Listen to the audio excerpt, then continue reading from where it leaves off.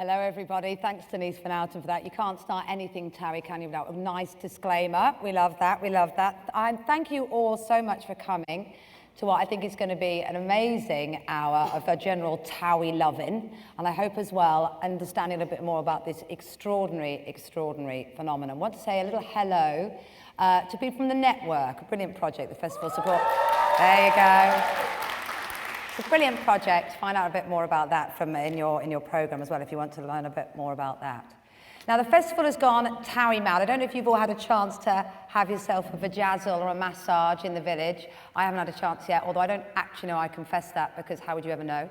But do go along and enjoy it. And it is right that the festival's gone Towie mad, because let's be honest, the world has. Towie's now gone global. Sweden, Estonia, I think some of the place has been sold on, so I don't know what to make of it in Estonia, but there you go. Perfume, makeup on sale in Superdrug, ludicrous amounts of awards we know, including the BAFTA. Brilliant, brilliant. I sat next to the head of YouTube for the UK yesterday at a dinner, and he was so chuffed that Towie won that award, so that's brilliant. So it's been an extraordinary, extraordinary success. So I'm going to introduce our brilliant panel. Some of you you'll definitely know. I'm going to quickly introduce myself because I didn't this morning and I got told off for it. I'm Kate Garraway, massive Towie fan, and I also work for a show called Daybreak on ITV1 that is in itself an entity, a Towie fan as well. We talk a lot about Towie and the extraordinary phenomenon that it is. So let's talk a little too about who we've got here. You may know them, you may not. We have, I want to get your titles right as well as your names, Tony. Tony Wood, Creative Director of Lime Pictures. You exec all the companies, projects including Hollyoaks, of course, that's people will have heard of that.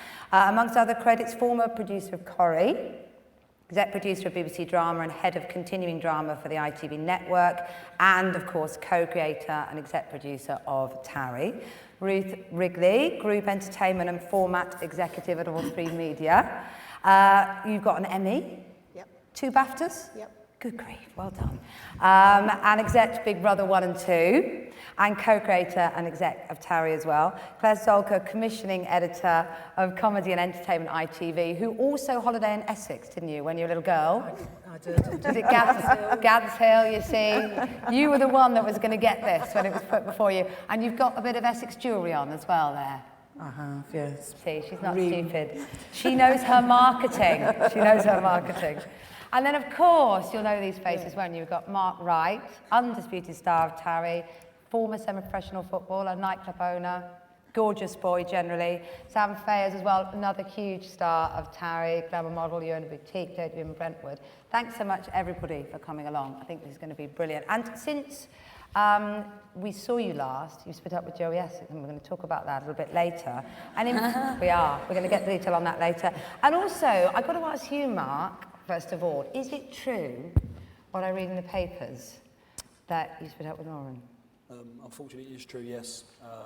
I can confirm that. But that's what I can say for now.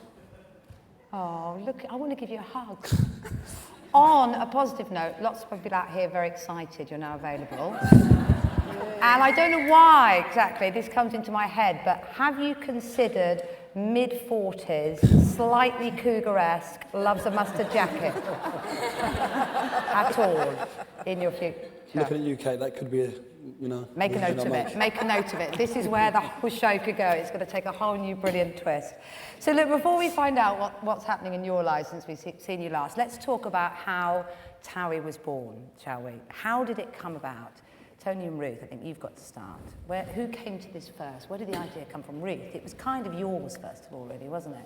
Well, sort of. It didn't exist as a programme idea, but I've got 5 kids at home, and they were all obsessed with the hills, and the whole Sky Plus was just back-to-back hills.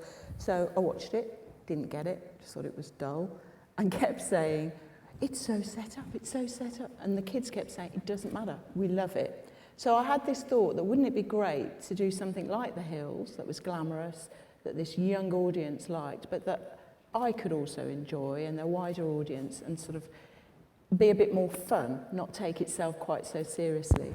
Anyway, in the course of my work, I went up to see Tony at Lime, because I'm across the whole All Three Media Group. So I went in to, I'd never met Tony before, and we were looking at various things that were in edit, and Tony had made Living on the Edge and was doing something for BBC Switch called The Season. And we were in an edit, it was all beautifully shot like a drama, and some guy was dumping some girl. We're supposed to feel sorry for the girl. And my reaction was, that guy's real, isn't he?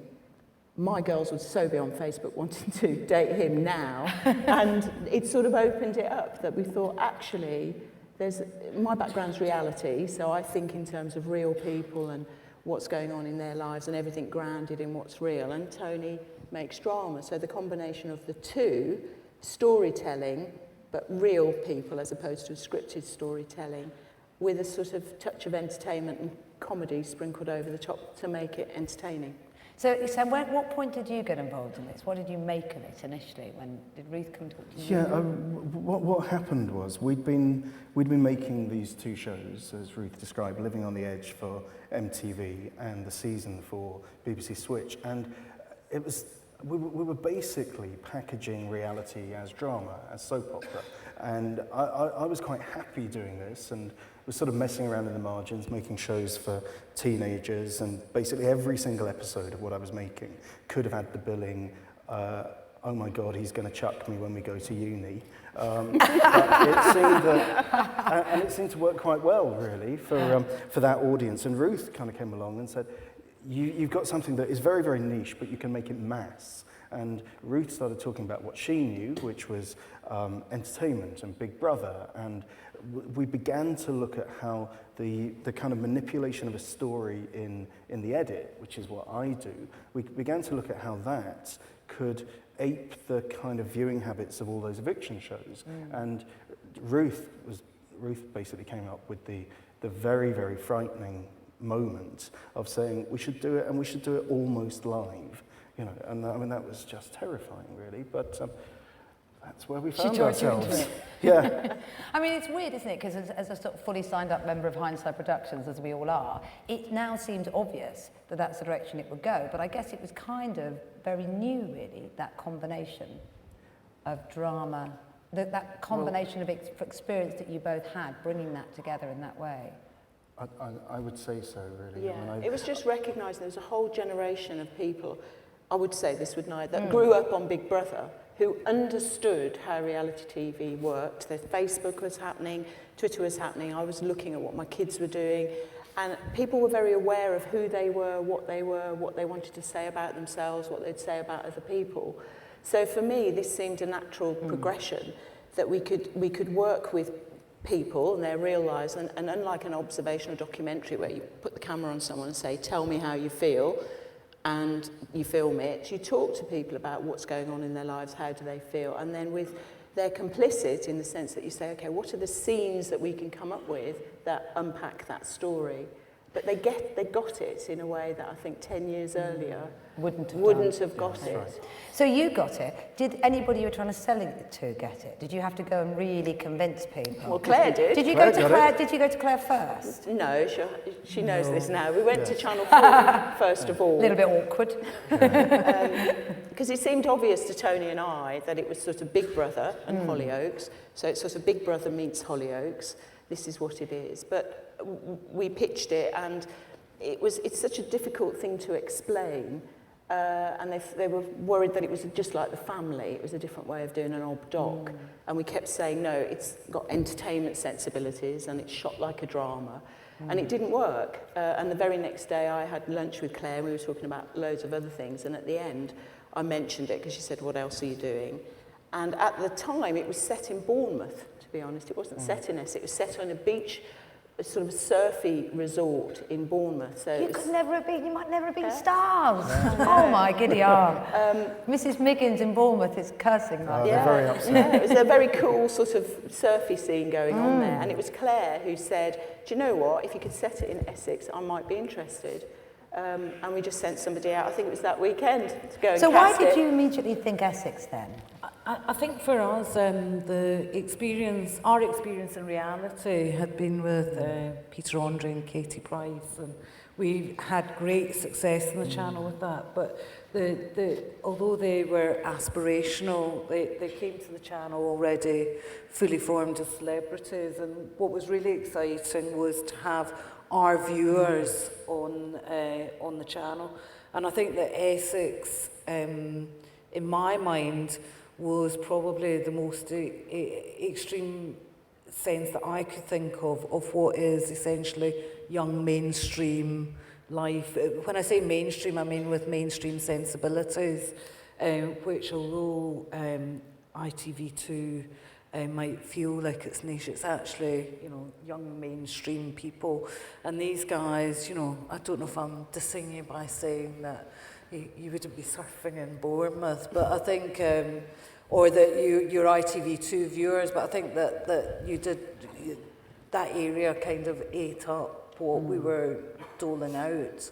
And did you get it straight away? Did you look at it and think, oh my God, this is just... I watched the season and I thought it was fascinating. I think that it was really interesting. I come from a reality background as well, and I certainly got the idea that we could mix this up a bit. But I think that for me it wasn't, for want of a better word, colourful enough. I think that they weren't people that our audience would necessarily want to engage with, whereas these guys clearly are. She suddenly... I'll try my best to explain myself. About 6 weeks previous to this, I had a dog for like 12 years, I think it was, and she sadly passed away. And I'm a sensitive person, even to animals as well, and I was upset for quite a while. So what I was trying to explain, when something's been a part of your life for that long, if you lose it, it's upsetting. I mean, and I was upset about losing that dog. So you were basically justifying just for comparing her to a dog. Yeah, trying. Did you have any sense when you were signing up, what you were signing up to, do you think? What do you think, Sam? I think we wasn't sure whether it was going to be a success or really embarrassing. I think we all thought that people in Essex might think, what are they doing? And to be honest, the first episode, do you remember like Facebook and Twitter, everyone that we knew was really, really like slating it, just saying how embarrassing. And then as it went on, in fact, these people now are trying to be part of it. The ones in the beginning that we know in our area were like being really nasty about it, are all going to the auditions trying to be on it. So it just makes you laugh what a success it has been. They're well gelled, Yeah. aren't they? I'll try and keep those to a minimum, I promise, as we go along.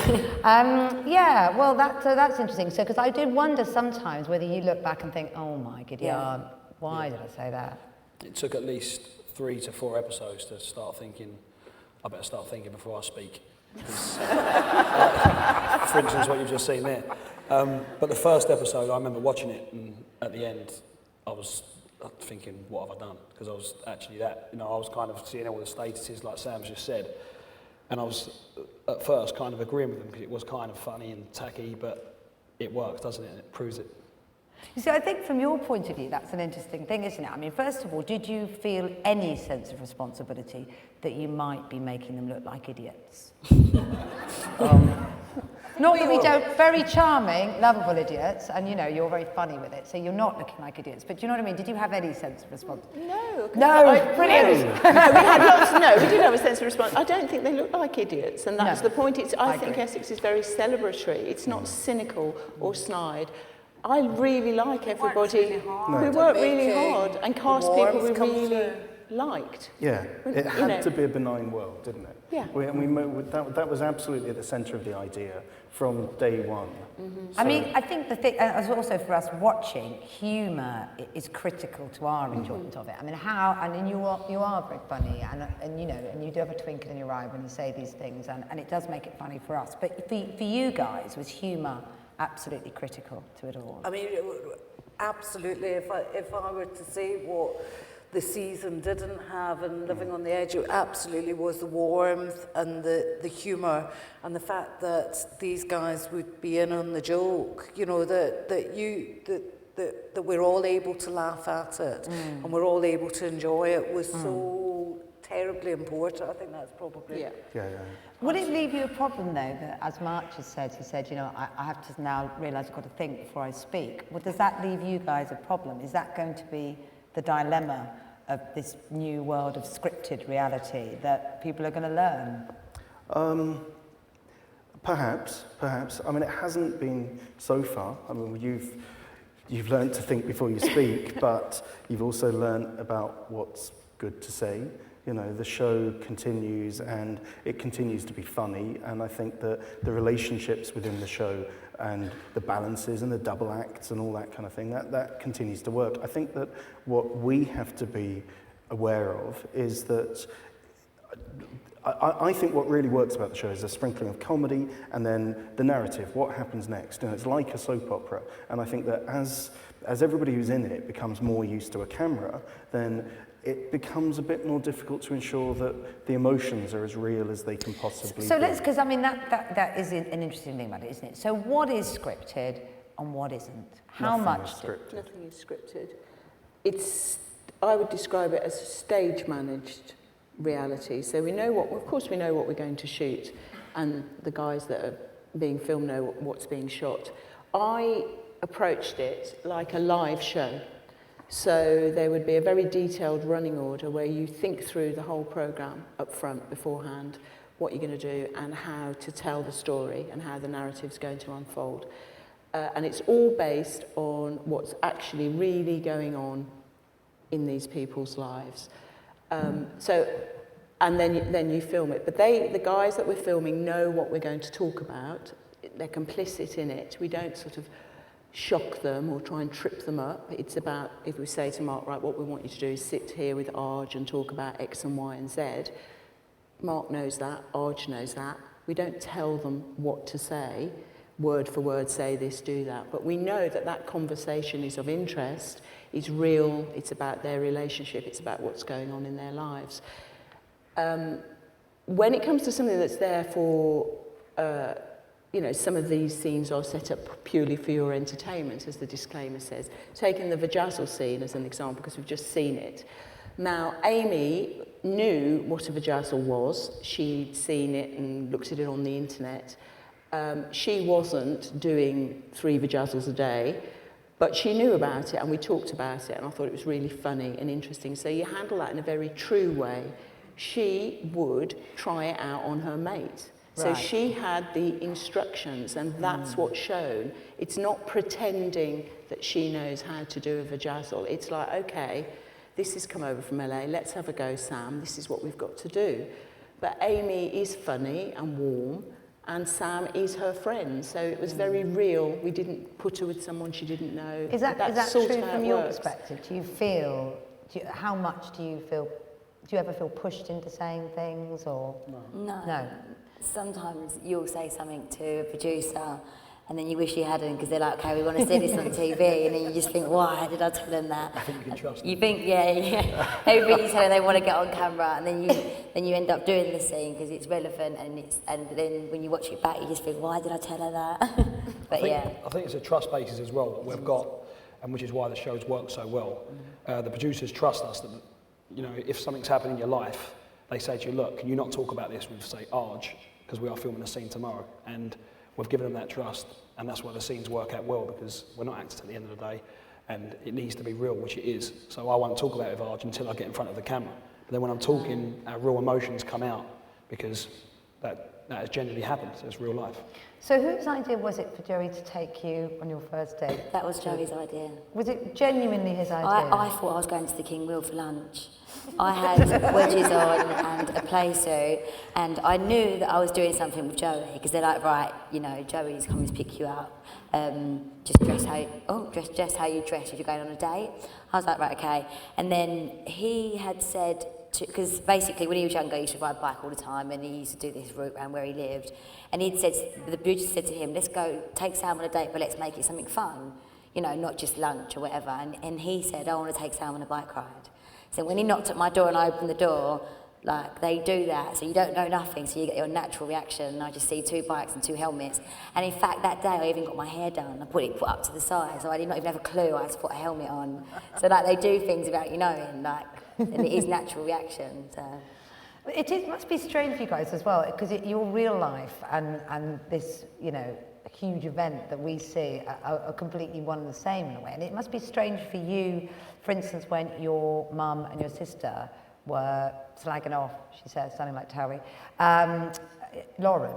Things like that can't help you, no? Does that hurt? Or do you think, it's just part of the show, or, that was a hard patch, and Lauren was upset about it, but it did look, a touch worse than it was, because obviously you're always going to catch the best bits, and they're going to edit it where they use the best lines, so they can't use everything. It's only a 45-minute episode.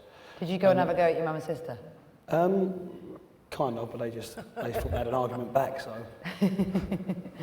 Well, all of this kind of this line between this sort of scripted reality, as people seem to, as it seems to be termed, what's that like for you in terms of compliance, in terms of accusations of fakery, and does that make it a sort of a different business for you as commissioning something like that? I think we had to be really secure. I mean, we must have had hours and hours and hours of conversation about how we were going to handle both the questions about it, but also what we wanted this to be. So though we had other elements of other programmes to draw from, how they did it, how these guys had done the season and Living on the Edge, and we'd seen The Hills, which as far as we could make out was completely fake.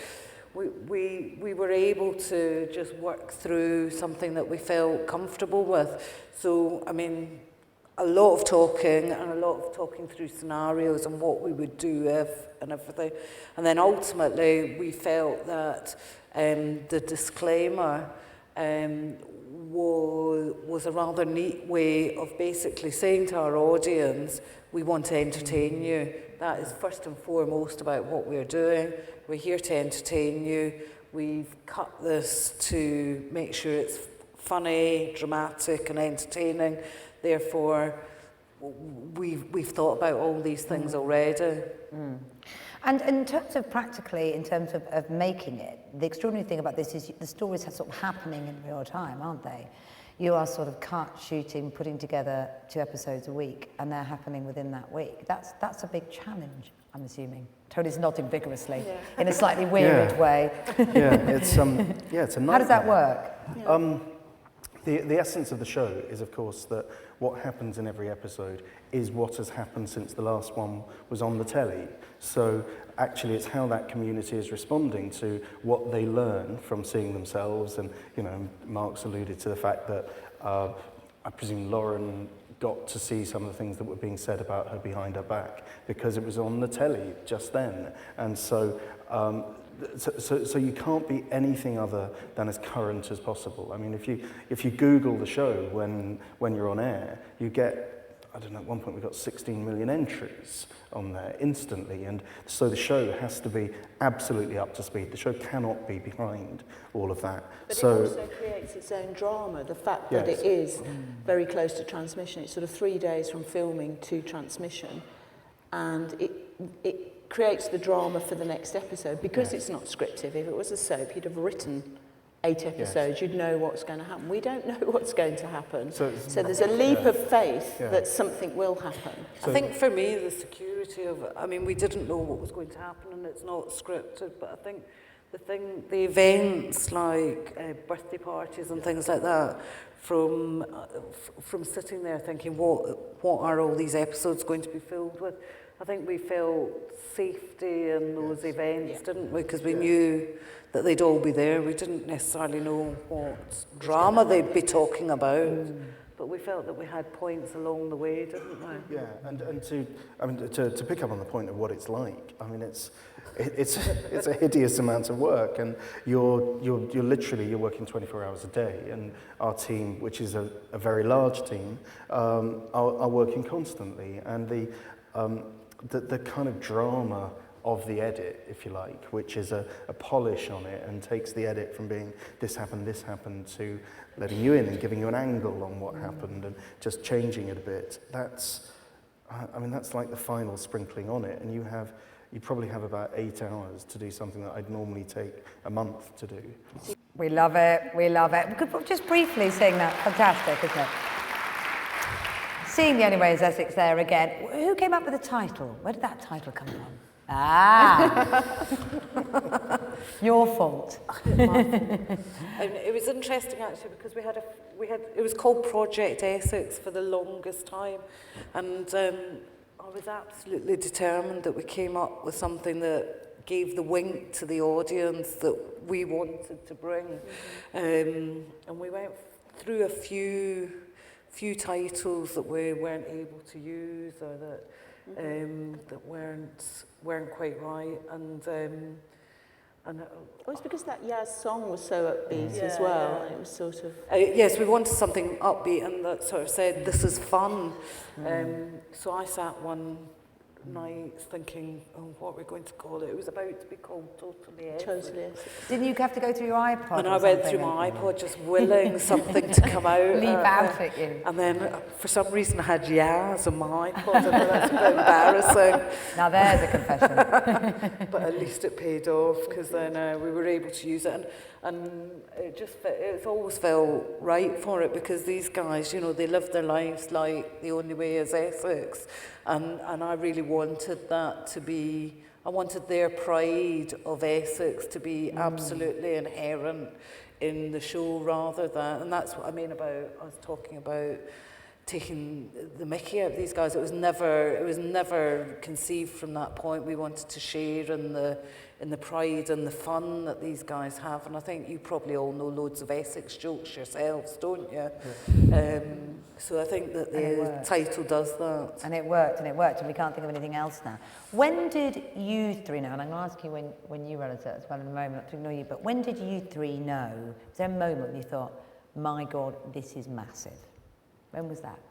This was a huge I didn't success. think, my God, this is massive. I knew we were onto something when we did a pilot, and I insisted on a pilot because it's like, is what's in my head the same as what's in Claire's head? And it was quite, you know, it's quite difficult. It seems obvious now, but how to get the tone and the pace of it. And we did a pilot, and when I watched that pilot that morning, it's about 7 o'clock in the morning before I came to see you, I knew that it felt really different. It was, you know, raw, and the graphics were all wrong and lots of things wrong with it, but the thing in the middle, the heart of it was right.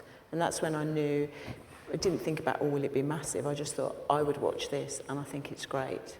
And that's all you can do as a producer. Have you ever had anybody, you know, you must have had a moment. When did you know? When did people come sprinting up to you, and what's the weirdest sort of fan comment you've had that made you think, oh my giddy aunt? I've said oh my giddy aunt twice, by the way, I don't know why. I'm hoping it'll catch on like your stuff. But you know, when did you have a moment? It was weird for us, because one day, you know, we were no one, and then I think the first episode was like 1.2 million viewers or something like that. And I think walking down the local high road the next day, getting people approaching us, it was like, this is weird. And I'd done, I think, my first personal appearance about 2 weeks later. And I think I even texted my mum, I'm famous. And it was just weird, really, because it was surreal. Because we didn't set out that way, you know? We didn't plan to be famous, it just happened. You are famous and you are huge, huge stars, but the fact is you're not paid very much by this lot over here, are you? You've got this sort of interesting arrangement when you've got given sort of pocket money or something to be on the show. What do you think of that? It isn't very much. What is it? Is it about 40 quid or something? 50 quid. There you go. 50 quid. You pay that for a vajazzle, wouldn't you, for heaven's sake? So what do you think of that? They're not going to answer, are they? I don't think we can really moan, because the success of the show and everything we've got from the show has been phenomenal, you know. But I know it's quite a less bit of money, and we do work long hours, but then I think that if it come down to it, wasn't getting paid anything, I think it'd still be the same. I think we'd all still feel the same about doing the show, even if we wasn't getting paid. But we do still want to get our £50 though. Yeah, don't drop it. Again, it was very simply just based on the theory behind Big Brother, which was, you know, it was more or less what you get paid if you're on jury service, because you don't pay people to be in documentaries, you don't pay for people to be in factual programs, and it's a weird mixed genre. You know, these guys aren't actors, they're not working, and we didn't know it was going to be so big, but it was just they're young people who want to be in it, and we had to be fair. We also don't know who's going to be the biggest star of each series or episode, because it is based on what's going on in their lives. So you couldn't say, well, we'll pay so-and-so this much, and then we'll only pay this much. You can't do that. So across the board, it was sort of, well, you know, this is more or less what you get for jury service. If you go in the Big Brother house, that's what you get. And I think that was definitely part of our discussions that we had along the way when we were trying to work out how do we do this and feel like we are taking some responsibility for what we were doing. And I think however much it might feel unfair to you guys, it definitely felt Don't worry, I'm like the between you lot, fairest, it's the fine, I'll keep fairest They thing. make loads of money off the back of it. Well, so I I'm wonder not though, because worried. you are creating them into huge stars, will there become a problem with holding on to them? Like losing Amy? And is that a concern for you? Amy going to Big Brother, I should say, in case people... I mean, I think that I've always thought that Essex is a community, and I've always seen it like, you know, a weird bastard child soap, so to speak, in that, you know, Corrie wouldn't be as entertaining if there was a million Ken Barlows in it. You know, that you do need the regeneration anyway, and I think that we all feel symbiotic in that, that there will be growth and change along the way, and Amy's part of that. And I think it'll be good for the show. I think it'll be good for the guys when, you know, they choose that the time is right for them. And, you know, I hope that, as I say, it feels to me like Amy leaving, feels to me like when Martin McCutcheon left EastEnders or something like that. It feels like, you know, it's a discussion that we... Well, it creates space. It creates like opening a window, and you know, there's room for But other to be fair, when people to Martin come in. McCutcheon leaves EastEnders or something, people do try and hold on to her by offering her more money, and people do try and negotiate things, don't they? But you're not going to go down that route, is that what you're saying? You're going to let people come and go? Yeah. That's right. Yeah, That's right. absolutely. And I think it's sort of the Achilles heel of it, but also the strength of it, is the fact that if people are very successful on Essex and they get a profile themselves. Amy wasn't particularly big in series 2 because she stopped having a real life. She was writing columns for Now magazine and waiting to be filmed. And actually the core of it and what makes it watchable is because people have got real things going on in their lives, either getting a job or new relationship. And, you know, so it seemed to me a natural thing to do. Well, that's the thing, yeah, absolutely. Apart from the fact it's beautifully made and charmingly starred in by you guys, I think one of the extraordinary things about Towie has been its marketing and the way it's used. Maybe you'll tell me you didn't intend to use, but the way it's responded to social media. I mean, even Eric Schmidt and McTaggart last night, Mr. Google, I think yours was the only show he mentioned, actually, in his entire speech, and certainly to my hearing, anyway, by name. Which is pretty impressive. So, you know... It's got to the moon and everything. Oh my giddy aunt, I know, it's everything, it's extraordinary. So, you know, what did you set out with a very clear idea of how to market it, and what was the plan? I think what Tony and Ruth and everyone involved in the first series were really clear about making sure that people understood it. And understood the tone and the feel of what we were trying to achieve, and I think that, you know, across the production team, the marketing team, our press team, the compliance team, we all sat down and talked for a long time. I can't tell you how much, so much more than any other projects we do, because it was so new, nobody understood it. I think there was a lot of worry from all different corners. But once we got it, and once the teams got it, suddenly I think they all started to see. I think the pilot really helped do that, and I think also the fact is that there was young people involved in it who, as Ruth so rightly mentions, have grown up in Big Brother, so they understood that we were trying to do something different, and their viewers, and so they were able to come up with... Where was that first launch? It was that club. It was that, A club in Mayfair that I would never sort have of gone brash club. We wouldn't normally have done something like that, but we pushed the boat out because we knew that this was different, and the marketing press teams and the compliance teams, I think ITV have done a really sensational job, and it's just getting bigger and bigger, and hopefully we all see Mark and Sam in a different light in the promo for the next series, which they just shot last week. And I think we all love it so much that we all put, you know, everybody works really hard to make it special. Surely you must have known she was going to push you in. I'd had a couple of drinks, and the sound man came up to me and said, you know, your mic's not working. And I swear he was hired and he was actually an actor because he was that, you know, convincing. And I said, so what are you going to do? He said, we're just going to boom you. And I had a little feeling about it, but where the argument got so heated, you know, and our emotions took over, sometimes you forget the cameras are there where, you know, it's a genuine argument, and she caught me off balance. It's very funny for us, so thanks very much for taking a dunking on our behalf. But so what next then? What's going to be different when it comes back? What have you changed? Where can you take it? You two, first of all, go on.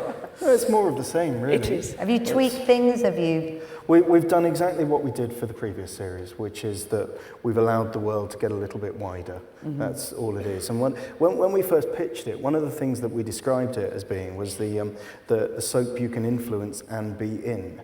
And there are quite a few of the people who've become stars in it who we never really sort of put in it. They weren't on the original casting tape. And you know, they were just there and they've got in it. So, Nanny Pat was Joey Essex, you know, all of that lot. The world just widened a bit, and so we've met a few more people who will join the community of it, and we have no desire to lose anybody, but it's more of the same. Same. And what about for you guys? I mean, we've already touched on your situation. I don't want to make you go all dewy-eyed again. It breaks my heart. But what about you? You split up with Joey since we saw you last. Are you all right? Yeah, I'm fine. Are you? Yeah. So what can we expect? What's been happening to you over the summer then? What can we see? I don't know really. It's really hard because since series 2, life does happen when we're not recording it. Yeah. Yeah. Okay. All right. And okay. we have done a catch-up show, so there's not going to be us trying to reenact what's happened over the summer. But to be honest, everyone's just been so busy, and I've been busy with the shop, like Minnie. So I've been working. And then me and Joey broke up. And then literally I've just been going out with all my friends. I've just been living a single life, and I really haven't been single for about 5 years. I've always had a boyfriend. So just enjoying So it'll be nice to see you in that light as well. I want to be single on the show. There's always Do you? been, yeah, there's always been something or someone. I think in series 3 it'd be nice to see me just being me without a boyfriend, you know, just They're going to push someone. men at you now. Don't say these things out loud, for heaven's sake. We just watch what she does. Go with the flow. And is it true that Hollywood is beckoning, Mark? Is it true what I read? The Hollywood is what, sorry? Beckoning, that you're off to Hollywood. I wouldn't say quite yet, but I mean, I've just signed with a new agency that's, you know, it's a very positive move for me because it's a big company, and hopefully they will take me in the right direction in the future, and I'm looking forward to it. But at the moment, I'm with Towie, that's where my heart is, and obviously one day everything comes to an end, and I'm sure my management team will steer me in the right direction. Brilliant. James Bond. Could be. You never know. Anything can happen in Daniel Essex. Craig, he's had his time. And what's next then in scripted reality generally? What are you two working on? Or are you just focused on this? Or are you sort of... Oh, I see a flicker. Tony, she looked at you. Don't know why. There's there are a few other programs in the pipeline. We're talking to quite a few other people, mainly Claire. Yes, yeah, predominantly ITV, of course. There are a couple of things that are going on. I mean, obviously we make Geordie Shore as well, and there's talk in the press about Mersey Shore, so that's a possibility, but it'll be nothing like this. There are a few ideas in the pipeline, but I don't think now is really the time to discuss any of them. And there is only one Essex. The Essex. other stuff is building on it or taking it in a slightly different direction. So you're not going to what say we've it learned. properly, We are don't you? do You're not the gonna what, version sorry? of it. Sorry, you're not going to say it properly then. You're going to keep it secret. Yeah, sorry. Well, I think we should now let you ask some questions. You might want your first question to be, what did Tony really mean there? Because I've got the reveal all. But yeah, does anybody have questions? Oh, look, the hands leap up. Go on, let them get a microphone to you. Can you say who you are as well when you ask a question? Rick McPhee from Australia. Just wondering, on average, how many takes does it take to do a scene? Well, you guys probably know better than me. It 1 or 2? depends. Like if you say something and you speak over each other, they'll go, stop, wait, we need to do that again. But other than that, they try and stress so much that they want to do it in one take so it's natural. But then if you are talking over each other or you freeze and you can't get your words out, then they start again. That's what I've had. I don't know about you. If it's an emotional scene, One take. like an argument or something like that, they'll never take it again. Yeah, just What's once. happened's happened. But if it's a scene like Ruth was explaining, the vajazzled scene, they may ask you to do it again, but mainly it's first take. And they have to do cutaways of like looks or something, like, I don't know, if you're looking at something and they haven't got it and they want to get like a... But there's 3 cameras on Three each cameras, yeah. scene, so for me, who's sort of done more factual and reality, that seems a lot. So everything's covered.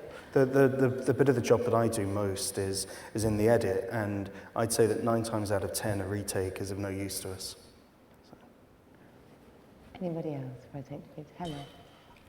There you go. Hi there. Ben Winston, 473. I was just wondering how the show, whether you ever thought about it changing now that the guys are famous, because of course when it started it was just about normal people from Essex. The fact that they are in the papers and they are on the telly and they do have agents, it's sort of, you could have gone down the sort of Peter Andre, Kerry Katona line, those sorts of shows. And the other question was why does it need to TX as you shoot it? Because there's no reference to either what's going on in the real world or them being in the newspapers and seeing the show as they're on it. Does that make sense, that second part? It needs to go out almost as live because the reactions to the stories are real. So essentially there'll be secrets that are revealed within that community that are revealed by them watching it on the telly. And so, you know, when Mark and Lauren became engaged, and at the end of that episode Lucy had a bit of a go, Lauren's sister Nicola only realised that it happened by seeing it on the television, and so it became a very real reaction. So the narrative is driven by this community seeing themselves on the television. So it makes no sense to shoot it way in advance, particularly when there's so much tabloid interest, because then the show becomes old news. And actually the key to the show lies in the interaction between transmission, fame, and being in the moment. I think the audience really sort of fundamentally understand that. I know my kids who are sort of early 20s do, because you really don't know what's going to happen next because it hasn't happened next, and that gives it a freshness and an edge, I think.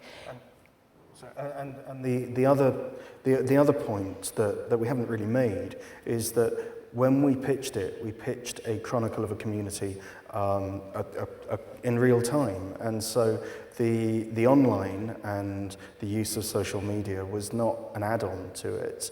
That kept the audience in touch with that community on a daily basis. And so actually what you're doing really is giving information about the story and about the characters every single day with video releases on Twitter and Facebook and what have you. And that would kind of channel an audience up to the telly program, which is the moment of maximum exposure, but then it would continue to wend its way through. So it had to exist on all of those platforms simultaneously.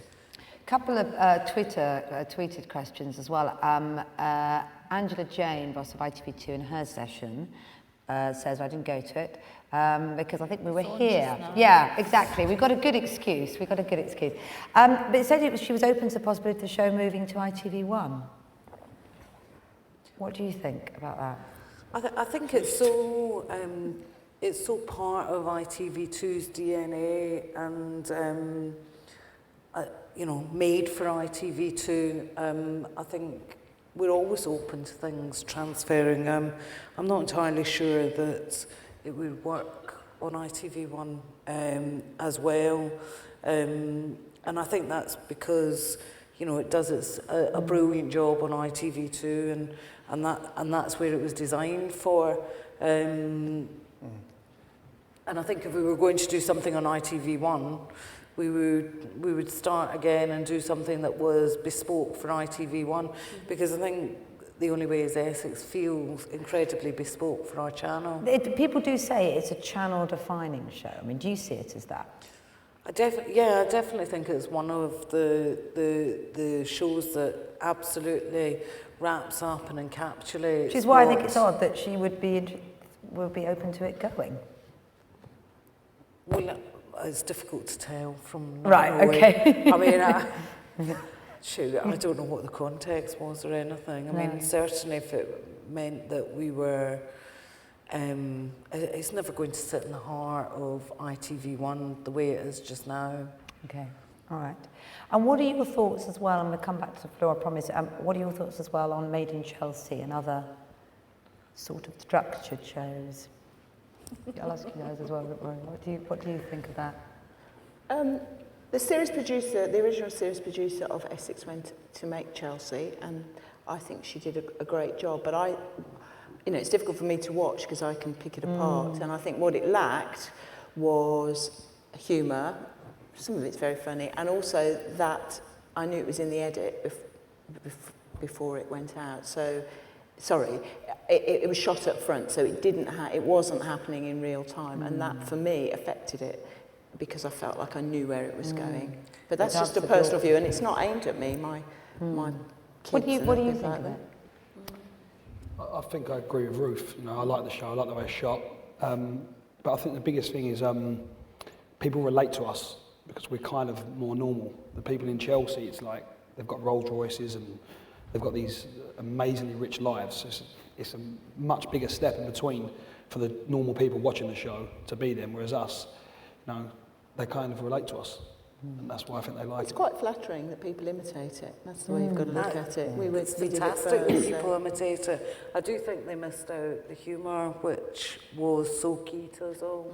I think they missed the point, really. I think that we spent well over a year discussing how you take reality that is packaged as drama and you slot it into a vehicle which is consumed in the way that people consume those exit shows, really. So I think Chelsea lacks the entertainment element of the thought process, really, and I think it's really another sort of iteration of the shows that we were making at Line prior to that point. I think so. It's fine. I think the idea that it's not that it is shot up front. I think we talked about doing that, and basically you become really confused because then all your social media that these guys are doing is relating to the now, and if you've shot everything up front, then that's what you want as what I want going out and encouraging people to watch the show, and it just became absolutely confusing to do. So I think you're right, that I think that is a big stream of consciousness in the show that really helps create the fullness of its part. Okay, so I think we've got time for one more question. You're going to have to. Oh, okay. Someone's already arm wrestled the decision. Go on then, you said. Hi, I'm just going to stand up so I can see Mark and Sam.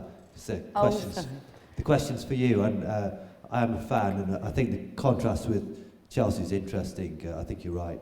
Less people identify with the Chelsea actors or participants. But could you just explain why you think you and the rest of your friends decided to get into this project at the outset, given that some of you will become famous and have long-term careers, some of you frankly won't, and how the rest of you are going to handle that as that evolves in your own lives? I think it's just an honour to be part of an amazing show anyway. If nothing happens in the future, then I think we can all hold our heads high and know we was part of an amazing show that done very well. But yes. I thought when they approached us for the show, I only see what I thought was I've got nothing to lose.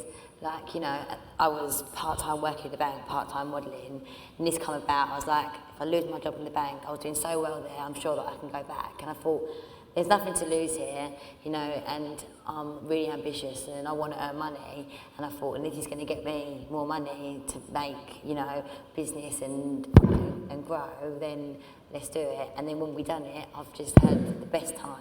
I haven't regretted it once. The film crew, the producers, everyone works on Towie, one big family. And I think every cast member will say that they won't regret it. Every day is funny. Well, good for you. And we are closing now because we're sadly running out of time. So just very quickly from each of you, really, as we go into another series, what would you like people to feel as they watch Towie? What do you want them to feel about you, about Essex? As a personal level for me, I would like people to warm to me a little bit more instead of, I'm not just this, you know, player who hurts girls, and I've got more to my, you know, character than that. I'm a family boy and I'm a caring person. So probably more of that to come out, but I'm enjoying it anyway. Okay, what about you? I don't know really. I think people got to see a bit more of me in series 2 without just being Amy's friend and more of my personality. And I think in series 3 I'd like the same. I'd like people to see me like who's fun and funny and not just someone who is good at advice and just makes fun of a boyfriend. Like, do you know what I mean? Like Jared, like.